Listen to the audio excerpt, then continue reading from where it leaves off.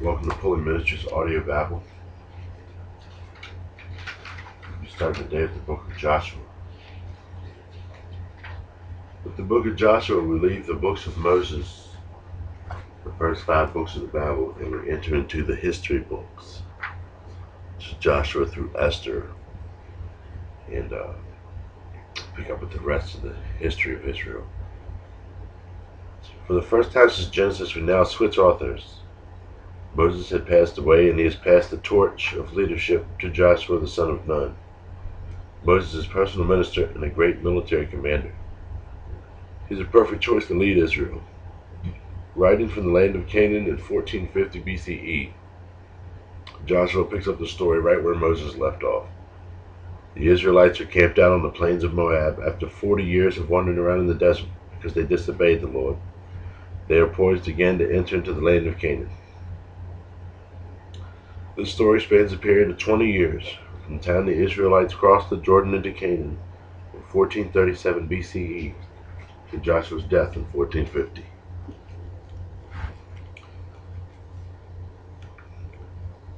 After the death of Moses, the Lord's servant, the Lord spoke to Joshua son of Nun, Moses' assistant.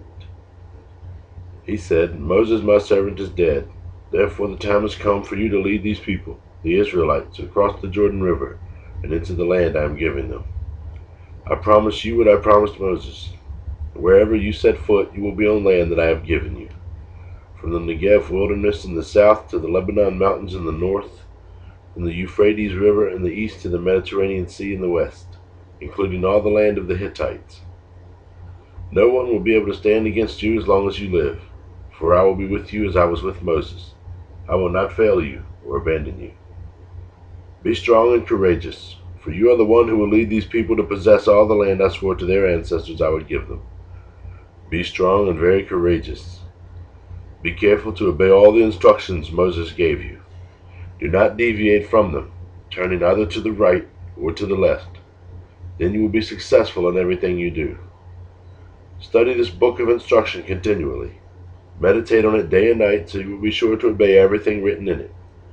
Only then will you prosper and succeed in all that you do.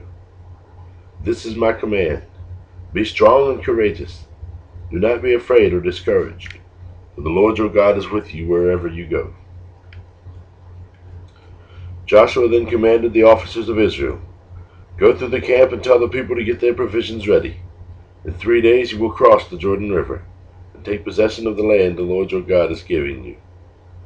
Then Joshua called together the tribes of Reuben, Gad, and the half-tribe of Manasseh. He told them, "Remember what Moses, the servant of the Lord, commanded you. The Lord your God has given you a place of rest. He has given you this land. Your wives, children, and livestock may remain here in the land Moses assigned to you on the east side of the Jordan River. But your strong warriors, fully armed, must lead the other tribes across the Jordan to help them conquer their territory. Stay with them until the Lord gives them rest as he has given you rest, and until they too possess the land the Lord your God is giving them. Only then may you return and settle here on the east side of the Jordan River, in the land that Moses, the servant of the Lord, assigned to you." They answered Joshua, "We will do whatever you command us, and we will go wherever you send us. We will obey you just as we obeyed Moses, and may the Lord your God be with you as he was with Moses. Anyone who rebels against your orders and does not obey your words, and everything you command will be put to death. So be strong and courageous." Then Joshua secretly sent out 2 spies from the Israelite camp at Acacia Grove. He instructed them, "Scout out the land on the other side of the Jordan River, especially around Jericho." So the 2 men sent out and came to the house of a prostitute named Rahab and stayed there that night. But someone told the king of Jericho, "Some Israelites have come here tonight to spy out the land." So the king of Jericho sent orders to Rahab, "Bring out the men who have come into your house, for they have come here to spy out the whole land." Rahab had hidden the 2 men, but she replied, "Yes, the men were here earlier, but I didn't know where they were from. They left the town at dusk, as the gates were about to close. I don't know where they went. If you hurry, you can probably catch up with them." Actually, she had taken them up to the roof and hidden them beneath bundles of flax she had laid out. So the king's men went for the spies along the road leading to the shallow crossings of the Jordan River. And as soon as the king's men had left, the gate of Jericho was shut. Before the spies went to sleep that night, Rahab went up to the roof to talk to them. "I know the Lord has given you this land," she told them. "We are all afraid of you. Everyone in the land is living in terror. For we have heard how the Lord made a dry path for you through the Red Sea when you left Egypt. And we know what you did to Sihon and Og, the two Amorite kings east of the Jordan River, whose people you completely destroyed. No wonder our hearts have melted in fear. No one has the courage to fight after hearing such things. For the Lord your God is the supreme God of the heavens above and earth below. Now swear to me by the Lord that you will be kind to me and my family since I have helped you. Give me some guarantee that when Jericho is conquered, you will let me live, along with my father and my mother, my brothers and sisters, and all their families." "We offer our own lives as a guarantee for your safety," the men agreed. "If you don't betray us, we will keep our promise to be kind to you when the Lord gives us the land." Then, since Rahab's house was built into the town wall, she let them down by a rope through the window. "Escape to the hill country," she told them. "Hide there for 3 days from the men searching you. Then when they have returned, you can go on your way." Before they left, the men told her, "We will be bound by oath we have taken only if you follow these instructions. When we come into the land, you must leave the scarlet rope hanging from the window through which you let us down. And all your family members, your father, mother, brothers, and all your relatives must be here inside the house. If they go out into the street and are killed, it will not be our fault. But if anyone lays a hand on people inside this house, we will accept the responsibility for their death. If you betray us, however, we are not bound by this oath in any way." "I accept your terms," she replied, and she sent them on the way, leaving the scarlet rope hanging from the window. The spies went up into the hill country and stayed there for 3 days. The men who were chasing them searched everywhere along the road, but finally they returned without success. Then the two spies came down from the hill country, crossed the Jordan River, and reported to Joshua all that had happened to them. "The Lord has given us the whole land," they said, "for all the people in the land are terrified of us." Early the next morning, Joshua and all the Israelites left Acacia Grove and arrived at the banks of the Jordan River, where they camped before crossing. 3 days later, the Israelite officers went through the camp, giving these instructions to the people. "When you see the Levitical priests carrying the Ark of the Covenant of the Lord your God, move out from your positions and follow them. Since you have never traveled this way before, they will guide you. Stay about a half a mile behind them, keeping a clear distance between you and the ark. Make sure you don't come any closer." Then Joshua told the people, "Purify yourselves, for tomorrow the Lord will do great wonders among you." In the morning Joshua said to the priests, "Lift up the Ark of the Covenant and lead the people across the river." And so they started out and went ahead of the people. The Lord told Joshua, "Today I will begin to make you a great leader in the eyes of all the Israelites. They will know that I am with you, just as I was with Moses. Give this command to the priests who carry the Ark of the Covenant. When you reach the banks of the Jordan River, take a few steps into the river and stop there." So Joshua told the Israelites, "Come and listen to what the Lord your God says. Today you will know that the living God is among you. He will surely drive out the Canaanites, Hittites, the Hivites, the Perizzites, the Girgashites, Amorites, and the Jebusites ahead of you.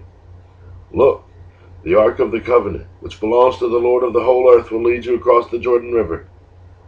Now choose 12 men from the tribes of Israel, one from each tribe. The priests will carry the Ark of the Lord of all the earth. As soon as their feet touch the water, the flow of the water will be cut off upstream, and the water will stand up like a wall." So the people left their camp to cross the Jordan, and the priests who were carrying the Ark of the Covenant went ahead of them. It was the harvest season, and the Jordan was overflowing its banks. But as soon as the feet of the priests who were carrying the ark touched the water at the river's edge, the water above that point began backing up a great distance away at a town called Adam, which is near Zarethan. And the water below that point flowed onto the Dead Sea until the riverbed was dry. Then all the people crossed over near the town of Jericho. Meanwhile, the priests who were carrying the Ark of the Lord's Covenant stood on a dry ground in the middle of the riverbed as the people passed by. They waited there until the whole nation of Israel had crossed the Jordan on dry ground. When all the people had crossed the Jordan, the Lord said to Joshua, "Now choose 12 men, one from each tribe. Tell them, take 12 stones from the very place where the priests are standing in the middle of the Jordan. Carry them out and pile them up at the place where you will camp tonight." So Joshua called together the 12 men he had chosen, one from each of the tribes of Israel. He told them, "Go into the middle of the Jordan, in front of the ark of the Lord your God. Each of you must pick up one stone and carry it out on your shoulder, 12 stones in all, one for each of the 12 tribes of Israel. We will use these stones to build a memorial. In the future your children will ask you, 'What do these stones mean?' Then you can tell them, 'They remind us that the Jordan River stopped flowing when the ark of the Lord's covenant went across.' These stones will stand as a memorial among the people of Israel forever." So the men did as Joshua had commanded them. They took the 12 stones in the middle of the Jordan River, one for each tribe, just as the Lord had told Joshua. They carried them to the place where they camped for the night and constructed the memorial there. Joshua also set up another pile of 12 stones in the middle of the Jordan, at the place where the priests who carried the Ark of the Covenant were standing, and they are there to this day. The priests who were carrying the Ark stood in the middle of the river until all of the Lord's commands that Moses had given to Joshua were carried out. Meanwhile the people hurried across the riverbed, and when everyone was safely on the other side, the priests crossed over with the Ark of the Lord as the people watched. The armed warriors from the tribe of Reuben, Gad, and the half-tribe of Manasseh led the Israelites across the Jordan, just as Moses had directed. These armed men, about 40,000 strong, were ready for battle, and the Lord was with them as they crossed over to the plains of Jericho. That day the Lord made Joshua a great leader in the eyes of all the Israelites. For the rest of his life they revered him as much as they had revered Moses. The Lord had said to Joshua, "Command the priests carrying the Ark of the Covenant to come up out of the riverbed." So Joshua gave the command. As soon as the priests carrying the Ark of the Lord's Covenant came up out of the riverbed, and their feet were on high ground, the water of the Jordan returned and overflowed its banks as before. The people crossed the Jordan on the 10th day of the first month. Then they camped at Gilgal just east of Jericho. It was there at Gilgal that Joshua piled up the 12 stones taken from the Jordan River. Then Joshua said to the Israelites, "In the future your children will ask, 'What do these stones mean?' Then you can tell them, 'This is where the Israelites crossed the Jordan on dry ground. For the Lord your God dried up the river right before your eyes, and he kept it dry until you were all across, just as he did at the Red Sea, when he dried it up till we had all crossed over. He did this so all the nations of the earth might know that the Lord's hand is powerful, and so that you might fear the Lord your God forever.'" When all the Amorite kings of the west of the Jordan and all the Canaanite kings who lived along the Mediterranean coast heard how the Lord had dried up the Jordan River so the people of Israel could cross, they lost heart and were paralyzed with fear because of them. At that time the Lord told Joshua, "Make flint knives and circumcise the second generation of Israelites." So Joshua made flint knives and circumcised the entire male population of Israel at Gibeath Haaraloth. Joshua had to circumcise them because all the men who were old enough to fight in battle when they left Egypt had died in the wilderness. Those who left Egypt had all been circumcised, but none of them born after the Exodus during the years in the wilderness had been circumcised. The Israelites had traveled in the wilderness for 40 years, until all the men who were old enough to fight in battle when they left Egypt had died. For they had disobeyed the Lord, and the Lord vowed he would not let them enter the land he had sworn to give us, a land flowing with milk and honey. So Joshua circumcised their sons, those who had grown up to take their fathers' places, for they had not been circumcised on the way to the promised land. After all the males had been circumcised, they rested in the camp until they were healed. Then the Lord said to Joshua, "Today I have rolled away the shame of your slavery in Egypt, to the place that has been called Gilgal to this day." When the Israelites were camped at Gilgal on the plains of Jericho, they celebrated Passover on the evening of the 14th day of the first month. The very next day they began to eat unleavened bread and roasted grain harvested from the land. No manna appeared on the day they first ate the crops of the land, and it was never seen again. So from that time on the Israelites ate from the crops of Canaan. When Joshua was near the town of Jericho, he looked up and saw a man standing in front of him with a sword in hand. Joshua went up to him and demanded, "Are you friend or foe?" "Neither one," he replied. "I am the commander of the Lord's army." At this Joshua fell with his face to the ground in reverence. "I am at your command," Joshua said. "What do you want your servant to do?" The commander of the Lord's army replied, "Take off your sandals, for the place where you are standing is holy." And Joshua did as he was told. Now the gates of Jericho were tightly shut, because the people were afraid of the Israelites. No one was allowed to go out or in. But the Lord said to Joshua, "I have given you Jericho, its king and all its strong warriors. You and your fighting men should march around the town once a day for 6 days. 7 priests will walk ahead of the ark, each carrying a ram's horn. On the 7th day you are to march around the town 7 times, with the priests blowing the horns.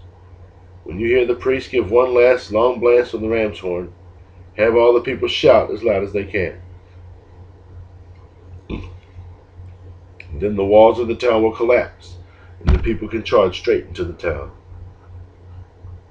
So Joshua called together the priests and said, "Take up the ark of the Lord's covenant and assign 7 priests to walk in front of it, each carrying a ram's horn." Then he gave orders to the people, "March around the town, and the armed men will lead the way in front of the ark of the Lord." After Joshua spoke to the people, the 7 priests with the ram's horns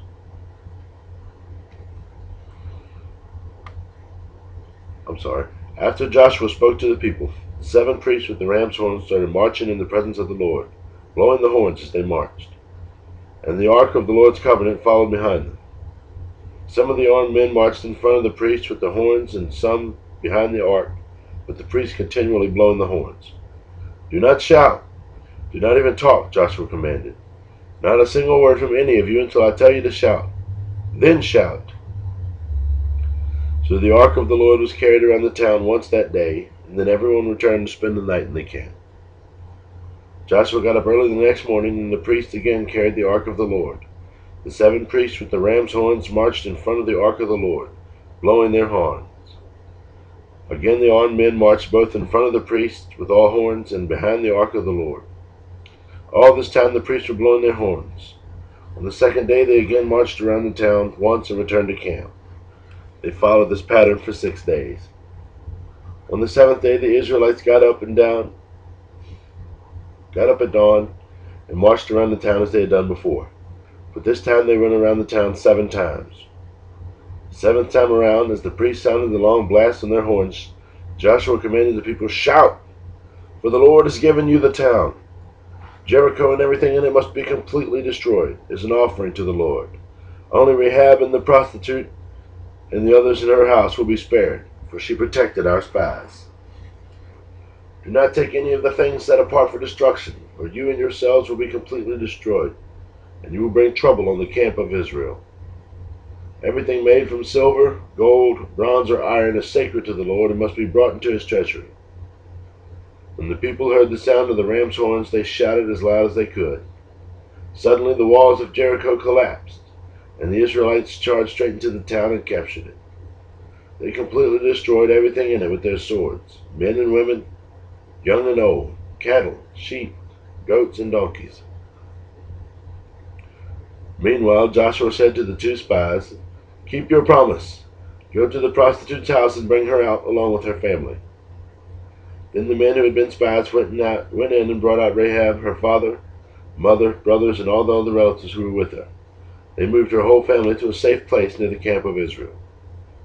Then the Israelites burned the town and everything in it. Only the things made from silver, gold, bronze, or iron were kept from the treasury of the Lord's house. So Joshua spared Rahab the prostitute and her relatives who were with her in the house, because she had hidden the spies Joshua sent to Jericho, and she lives among the Israelites to this day. At that time Joshua invoked this curse: "May the curse of the Lord fall on anyone who tries to rebuild the town of Jericho. At the cost of his firstborn son he will lay its foundation. At the cost of his youngest son he will set up its gates." So the Lord was with Joshua, and his reputation spread throughout the land.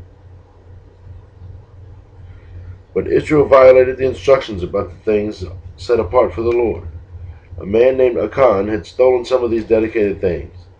So the Lord was very angry with the Israelites. Achan was the son of Carmi, a descendant of Zimri, son of Zerah, of the tribe of Judah. Joshua sent some of his men from Jericho to spy out the town of Ai, east of Bethel, near Beth-haven. When they returned, they told Joshua, "There's no need for all of us to go up there. It won't take more than 2,000 or 3,000 men to attack Ai. Since there are so few of them, don't make all your people struggle to go up there."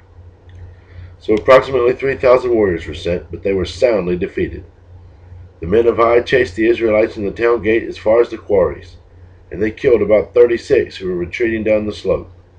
The Israelites were paralyzed with fear at this turn of events, and their courage melted away. Joshua and the elders of Israel tore their clothing in dismay, threw dust on their heads, and bowed face down to the ground before the ark of the Lord until evening. Then Joshua cried out, "O sovereign Lord, why did you bring us across the Jordan River if you were going to let the Amorites kill us? If only we had been content to stay on the other side. Lord, what can I say now that Israel has fled from its enemies? For when the Canaanites and all the other people living in the land hear about it, they will surround us and wipe our name off the face of the earth. And then what will happen to honor your great name? What will happen to honor your great name?" But the Lord said to Joshua, "Get up! Why are you lying on your face like this? Israel has sinned and broken my covenant. They have stolen some of the things that I commanded that must be set apart for me. And I have not only stolen them, but they have lied about it and hidden things among their own belongings. That is why the Israelites are running from their enemies in defeat. For now Israel itself has been set apart for destruction. I will not remain with you any longer unless you destroy these things among you that were set up for destruction. Get up! Command the people to purify themselves in preparation for tomorrow. For this is what the Lord, the God of Israel, says. Hidden among you, O Israel, are things set apart for the Lord.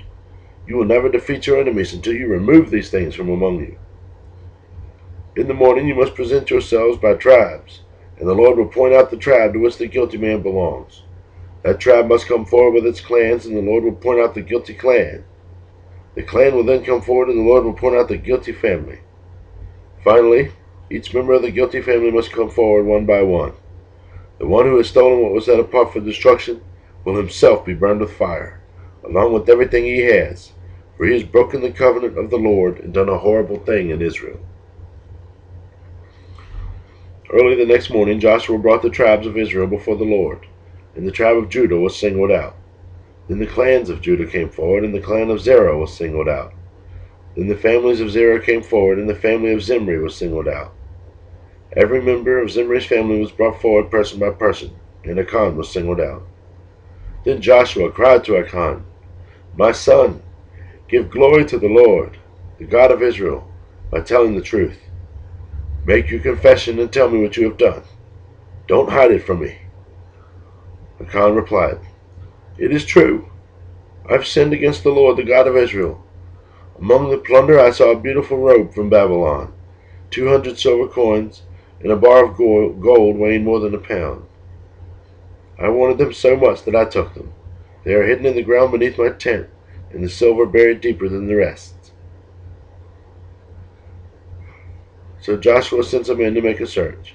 They ran to the tent and found the stolen goods hidden there, just as Achan had said, and with the silver buried beneath the rest. Then they took the things from the tent and brought them to Joshua and all the Israelites. Then they laid them on the ground in the presence of the Lord. Then Joshua and all the Israelites took Achan, the silver, the robe, the bar of gold, his sons, daughters, and everything he had, cattle, donkeys, sheep, goats, and they brought them to the valley of Achor. Then Joshua said to Achan, "Why have you brought trouble on us? The Lord will now bring trouble on you." And all the Israelites stoned Achan and his family and burned their bodies. They piled a great heap of stones over Achan, which remains to this day. That is why the place has been called the Valley of Trouble ever since.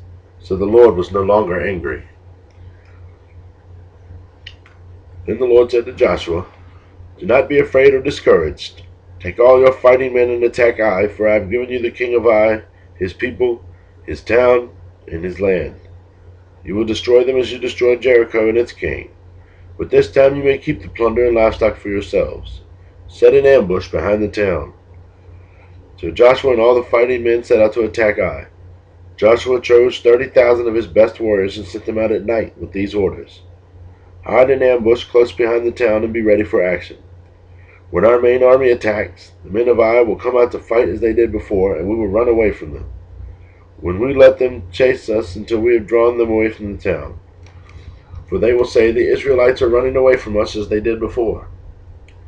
Then, while we are running from them, you will jump up from your ambush and take possession of the town, for the Lord your God will give it to you. Set the town on fire as the Lord has commanded. You have your orders. So they left and went to the place of ambush between Bethel and the west side of Ai. But Joshua remained among the people in the camp that night. Early the next morning, Joshua roused his men and started toward Ai, accompanied by the elders of Israel.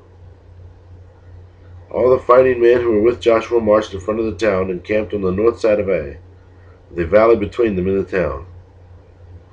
That night Joshua sent 5,000 men to lie in ambush between Bethel and Ai on the west side of the town. So they stationed the main army north of the town and the ambush west of the town. Joshua himself spent that night in the valley.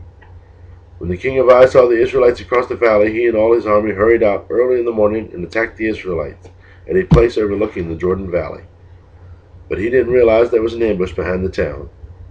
So Joshua and the Israelite army fled toward the wilderness as though they were badly beaten.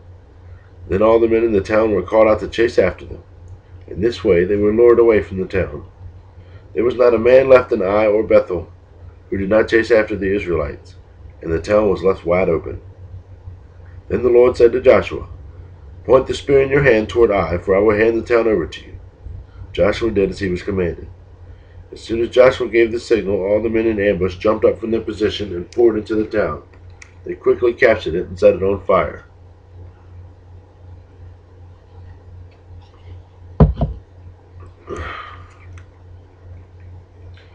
But the men of Ai looked behind them. Smoke from the town was filling the sky, and they had nowhere to go. For the Israelites who had fled in the direction of the wilderness now turned on their pursuers. When Joshua and all the other Israelites saw that the ambush had succeeded, that the smoke was rising from the town, they turned and attacked the men of Ai. Meanwhile, the Israelites who were inside the town came out and attacked the enemy from the rear. So the men of Ai were caught in the middle, with the Israelite fighters on both sides. Israel attacked them, and not a single person survived or escaped. Only the king of Ai was taken alive and brought to Joshua. When the Israelite army finished chasing and killing all the men of Ai in the open fields, they went back and finished off everyone inside. So the entire population of Ai, including men and women, was wiped out that day, 12,000 in all. For Joshua kept holding out his spear until everyone who lived in Ai was completely destroyed. Only the livestock and the treasures of the town were not destroyed, for the Israelites kept these as plunder for themselves, as the Lord had commanded Joshua.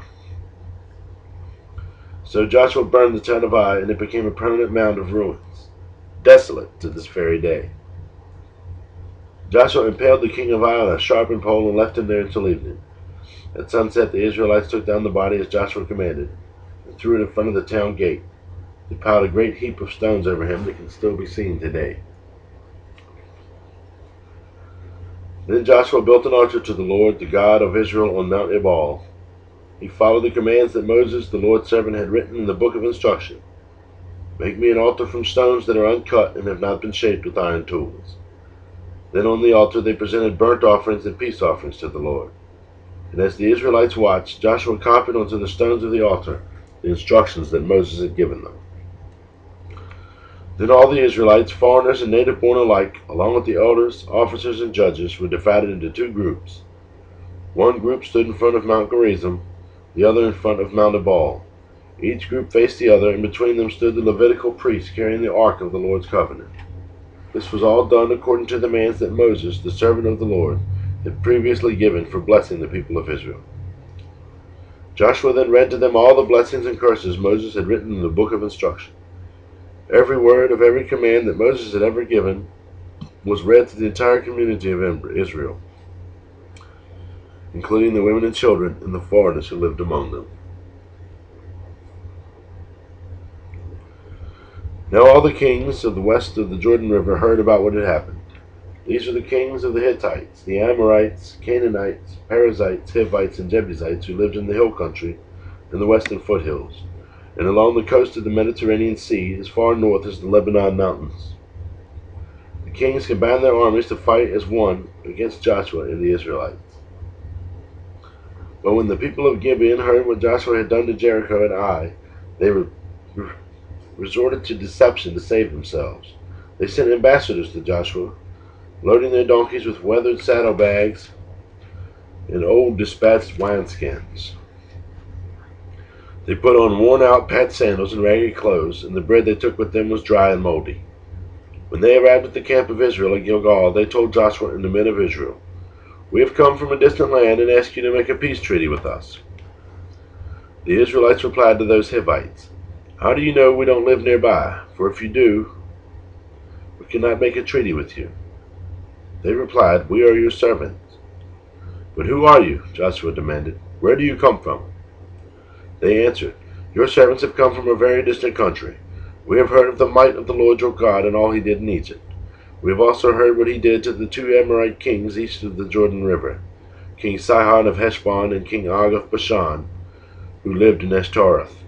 So our elders and all our people instructed us, 'Take supplies for a long journey. Go meet with the people of Israel and tell them, "We are your servants. Please make a treaty with us." This bread was hot from the ovens when we left our homes, but now, as you see, it is dry and moldy. These wineskins were new when we filled them, but now they are old and split open, and our clothing and sandals are worn out from our very long journey. So the Israelites examined their food, but they did not consult the Lord. Then Joshua made a peace treaty with them and guaranteed their safety, and the leaders of the community ratified their agreement with a binding oath. 3 days after making the treaty, they learned that these people actually lived nearby. The Israelites set out at once to investigate and reached their town in 3 days. The names of these towns were Gibeon, Kephirah, Beeroth, and Kiriath Jearim. But the Israelites did not attack the towns, for the Israelite leaders had made a vow to them in the name of the Lord, the God of Israel. The people of Israel grumbled against their leaders because of the treaty, but the leaders replied, "Since we have sworn an oath in the presence of the Lord, the God of Israel, we cannot touch them. This is what we must do. We must let them live, for divine anger would come upon us if we broke our oath.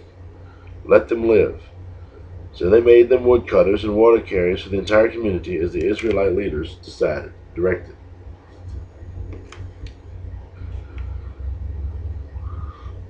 Joshua called together the Gibeonites and said, "Why did you lie to us? Why did you say that you live in a distant land when you live right here among us? May you be cursed! From now on you will always be the servants who cut wood and carry water for the house of my God." They replied, "We did it because we, your servants, were clearly told the Lord your God commanded this great servant Moses to give you this entire land and to destroy all the people living in it. So we feared greatly for our lives because of you. That is why we have done this. Now we are here at your mercy. Do to us whatever you think is right." So Joshua did not allow the people of Israel to kill them. But that day he made the Gibeonites the woodcutters and water carriers for the community of Israel and for the altar of the Lord. Wherever the Lord would choose to build it. And that is what they do to this day.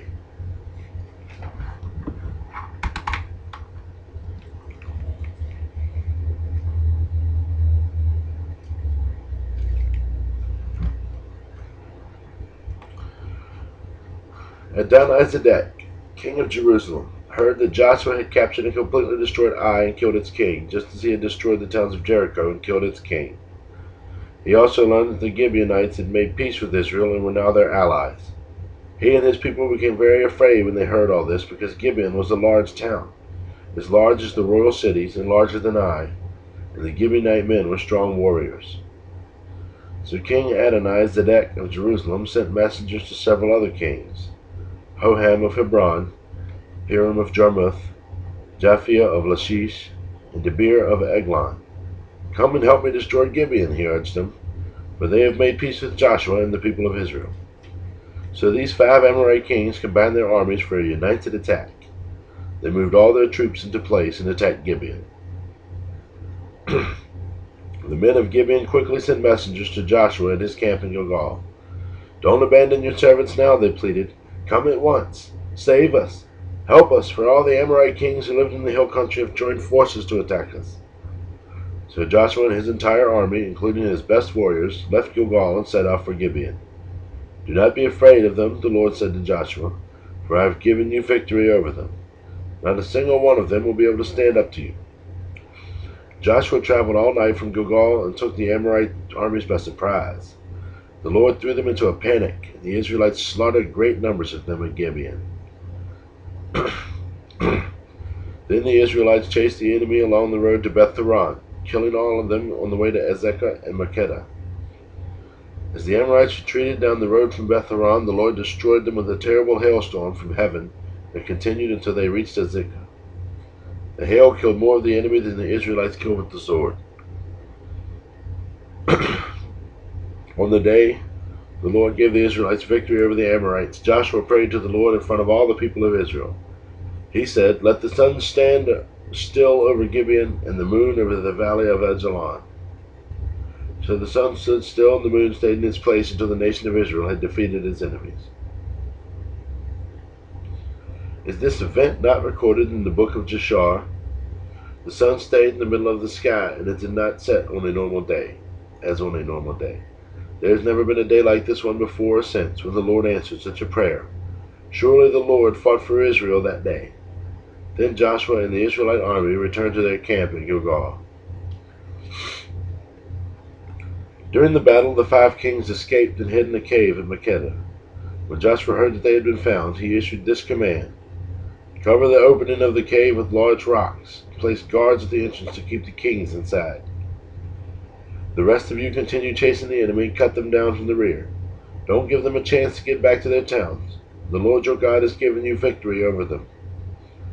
So Joshua and the Israelite army continued the slaughter and completely crushed the enemy. They totally wiped out the 5 armies except for a tiny remnant that managed to reach their fortified towns. Then the Israelites returned safely to Joshua in the camp at Makkedah.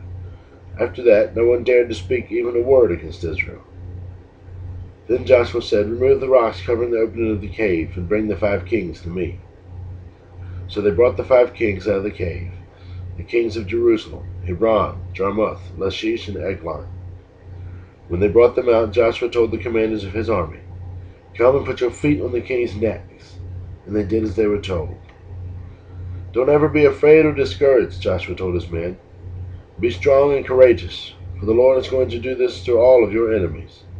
Then Joshua killed each of the 5 kings and impaled them on 5 sharpened poles, where they hung until evening. As the sun was going down, Joshua gave instructions for the bodies of the kings to be taken down from the poles and thrown into the cave where they had been hiding. Then they covered the opening of the cave with a pile of large rocks, which remains to this very day. That same day, Joshua captured and destroyed the town of Makkedah. He killed everyone in it, including the king, leaving no survivors. He destroyed them all, and he killed the king of Makkedah as he had killed the king of Jericho. Then Joshua and the Israelites went to Libnah and attacked it. There too the Lord gave them the town and its king. He killed everyone in it, leaving no survivors. Then Joshua killed the king of Libnah as he had killed the king of Jericho. From Libnah, Joshua and the Israelites went to Lachish and attacked it. Here again the Lord gave them Lachish. Joshua took it on the 2nd day and killed everyone in it, just as he had done at Libnah. During the attack on Lachish, King Horam of Gezer arrived with his army to help defend the town, but Joshua's men killed him and his army, leaving no survivors. Then Joshua and the Israelite army went on to Eglon and attacked it. They captured it that day and killed everyone in it. He completely destroyed everyone, just as he had done at Lachish. From Eglon, Joshua and the Israelite army went up to Hebron and attacked it. They captured the town and killed everyone in it, including its king, leaving no survivors. They did the same thing to all of its surrounding villages. Just as he had done at Eglon, he completely destroyed the entire population. Then Joshua and the Israelites turned back and attacked Debir. He captured the town, its king, and all of its surrounding villages. He completely destroyed everyone in it, leaving no survivors. He did to Debir and its king just what he had done to Hebron and to Libnah and its king. So Joshua conquered the whole region, the kings and the people of the hill country, the Negev, the western foothills, and the mountain slopes. He completely destroyed everyone in the land, leaving no survivors, just as the Lord, the God of Israel, had commanded. Joshua slaughtered them from Kadesh Barnea to Gaza, and from the region around the towns of Goshen up to Gibeon. Joshua conquered all these kings and their land in a single campaign, for the Lord, the God of Israel, was fighting for his people. Then Joshua and the Israelite army returned to their camp at Gilgal. When King Jabin of Hazor heard what had happened, he sent messages to the following kings: King Jabab of Madon, the king of Shimron, the king of Asaph, and all the kings of the northern hill country, the kings in the Jordan Valley south of Galilee, the kings in the Galilean foothills, the kings of Naphath Dor on the west, the kings of Canaan, both east and west, the kings of the Amorites, the Hittites, the Perizzites, the Jebusites in the hill country, and the Hivites in the town on the slopes of Mount Hermon in the land of Mizpah. All these kings came out to fight. Their combined armies formed a vast horde, and with all their horses and chariots they covered the landscape like sand on the seashore. The kings joined forces and established their camp around the water near Merom to fight against Israel. Then the Lord said to Joshua, "Do not be afraid of them. By this time tomorrow I will hand all of them over to Israel as dead men. There you must cripple their horses and burn their chariots." So Joshua and all his fighting men traveled to the water near Merom and attacked suddenly, and the Lord gave them victory over their enemies. The Israelites chased them as far as Greater Sidon and Misrephoth-Maim, and eastward in the valley of Mizpah, until not one enemy warrior was left alive. Then Joshua crippled the horses and burned all the chariots, just as the Lord had instructed. Joshua then turned back and captured Hazor and killed its king. Hazor had at one time been the capital of all these kingdoms. The Israelites completely destroyed every living thing in the city, leaving no survivors. Not a single person was spared. And then Joshua burned the city. Joshua slaughtered all the other kings and their people, completely destroying them, just as Moses, the servant of the Lord, had commanded. But the Israelites did not burn any of the towns built on the mountains except Hazor, which Joshua burned. And the Israelites took all the plunder and livestock of the ravaged towns for themselves. But they killed all the people, leaving no survivors. As the Lord had commanded his servant Moses, so Moses commanded Joshua. And Joshua did as he was told, carefully obeying all the commands that the Lord had given to Moses. So Joshua conquered the entire region, the hill country, the entire Negev, the whole area around the town of Goshen, the western foothills, the Jordan Valley, the mountains of Israel, and the Galilean foothills. The Israelite territory now extended all the way from Mount Halak, which leads up to Seir in the south as far as Baal Gad, at the foot of the mountain of Mount Hermon, in the valley of Lebanon. Joshua killed all the kings of those territories, waging war for a long time to accomplish this. No one in this region made peace with the Israelites except the Hivites of Gibeon. All the others were defeated. For the Lord hardened their hearts and caused them to fight the Israelites. So they were completely destroyed without mercy, as the Lord had commanded Moses. During this period, Joshua destroyed all the descendants of Anak, who lived in the hill country of Debron, Debir, Anab, and the entire hill country of Judah and Israel. He killed them all and completely destroyed their towns. None of the descendants of Anak were left in all the land of Israel, though some still remained in Gaza, Gath, and Ashdod. So Joshua took control of the entire land, just as the Lord had instructed Moses. He gave it to the people of Israel as their special possession, dividing the land among the tribes, so the land finally had rest from war. These are the kings east of the Jordan River who had been killed by the Israelites and whose land was taken. Their territory extended from the Arnon Gorge to the Mount Hermon, and included all the land east of the Jordan Valley. King Sihon of the Amorites, who lived in Heshbon, was defeated. His kingdom included Aroer on the edge of the Arnon Gorge, and extended from the middle of the Arnon Gorge to the Jabbok River, which serves as the border for the Ammonites. This territory included the southern half of the territory of Gilead.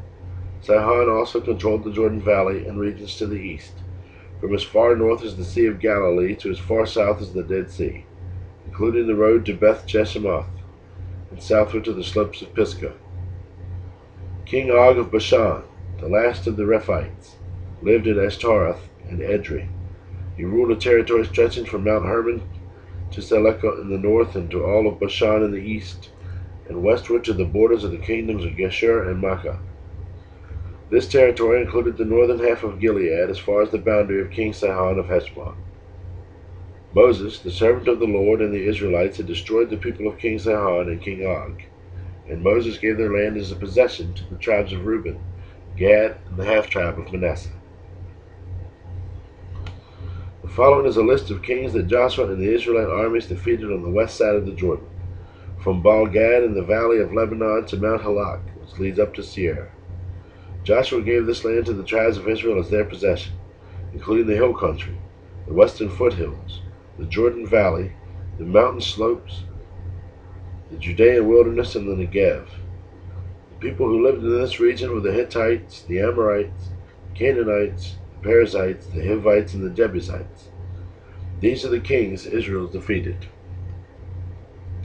the king of Jericho, the king of Ai near Bethel, the king of Jerusalem, the king of Hebron, the king of Jarmuth, the king of Lachish, the king of Eglon, the king of Gezer, the king of Debir, the king of Geder, the king of Hormah, the king of Arad, the king of Libnah, the king of Adullam, the king of Makkedah, the king of Bethel, the king of Tappuah, the king of Hepher, the king of Aphek, the king of Lasharon, the king of Madon, the king of Hazor, the king of Shimron-Meron, the king of Asaph, the king of Tanakh, the king of Megiddo, the king of Kadesh, the king of Jokneam and Carmel, the king of Dor in the town of Nephthah Dor, the king of Goyim and Gilgal, the king of Tirzah.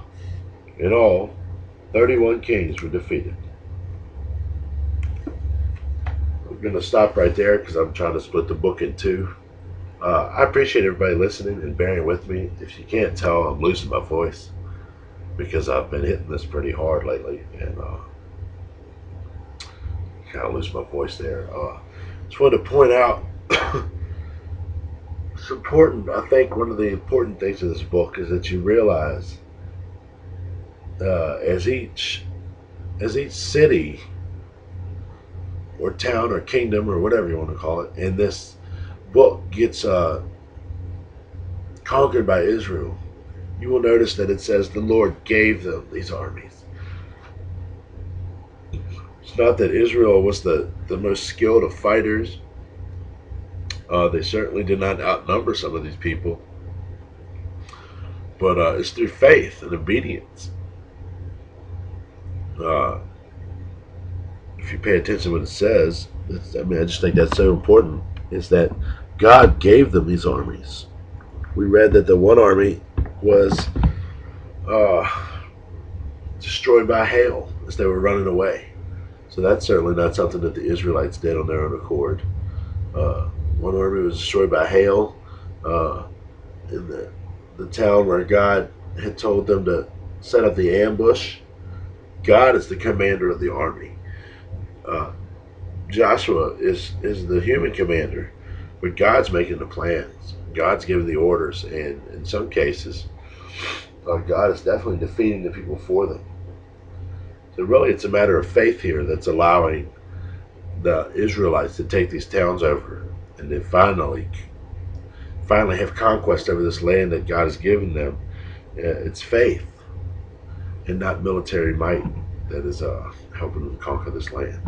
So that's all. Thank you for watching. We'll pick up with chapter 13 next time, and we'll see you.